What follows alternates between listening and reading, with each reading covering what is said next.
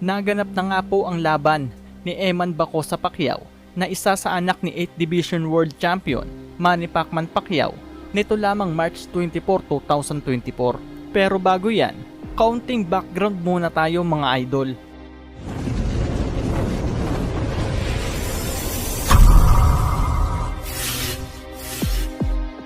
September 2023, nang isa publiko nga po sa mga Filipino boxing fans ang isa pa nga pong anak ng 8th Division World Champion Manny Pacman Pacquiao, ang 19 anyos na si Emmanuel Bacosa Pacquiao, kung saan nga mga idol ay marami ang hindi nga po naniwala na hindi daw ito anak ni Manny Pacquiao. Kung ating matatandaan, 11 taon nang nakakalipas nang mag-viral nga po ang isang babae sa News 5 na naanakan umano ni Kuya Manny at ito si Joanna Bacosa, ang babaeng nakilala ni Pacquiao sa isang hotel na madalas nitong puntahan at pagbilyaran sa Manila.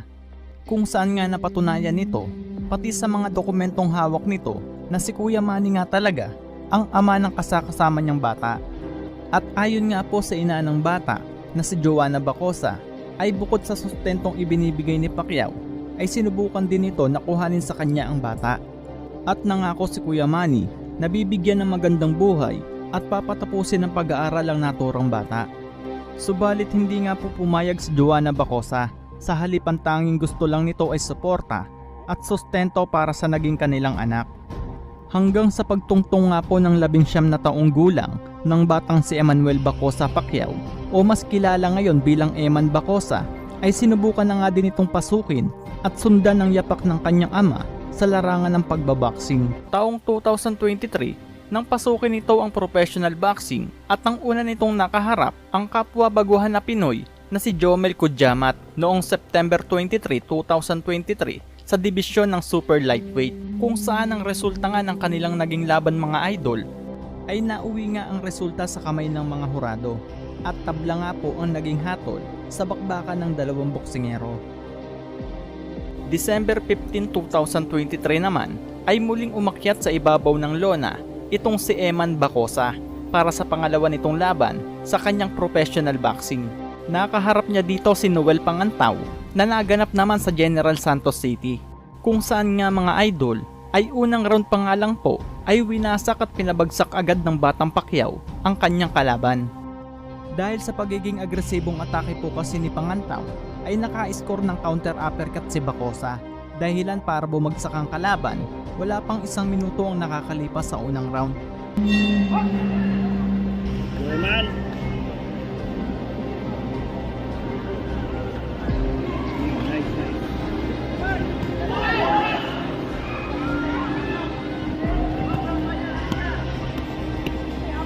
Nice one, Eman.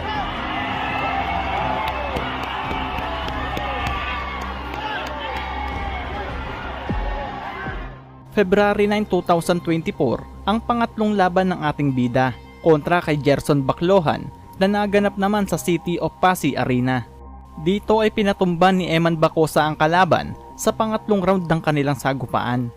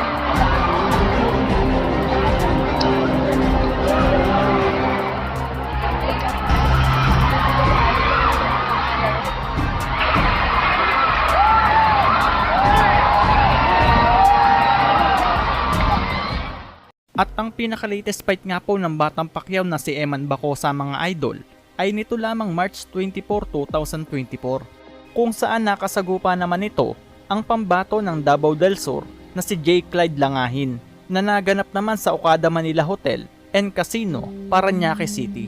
Kaya naman ating balikan mga idol ang matinding bakbakan kung saan nagpakitang gilas ang ating bida na si Eman Bacosa Pacquiao.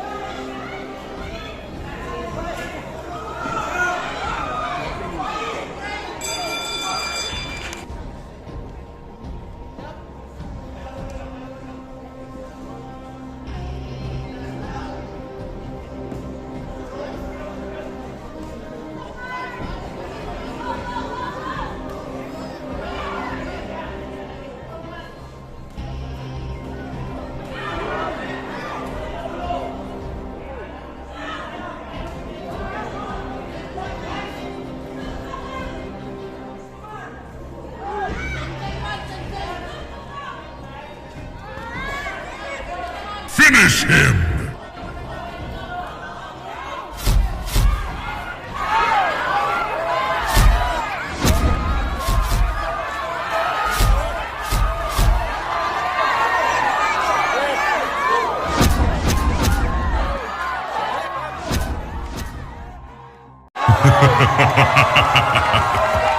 Brutality. Flawless victory. Sa edad lamang na 19 anyos ay malayo pa nga po ang mararating ng batang ito. Bukod dyan ay may katangkaran din ito mga idol. Marami nga po ang nagsasabi na malaki ang potensyal ng batang ito, lalo pat may galaw at marunong ding magbato ng sunod-sunod na kombinasyon. Kaya naman, ating abangan mga idol ang mga susunod pa nitong laban sa professional boxing. Maraming salamat po mga idol sa inyong suporta, at kung nagustuhan nyo ang video natin ngayon, huwag mo sanang kalimutan mag-like, subscribe at pag-hit ng bell button para updated kayo sa susunod pa nating video. Maraming salamat po at God bless.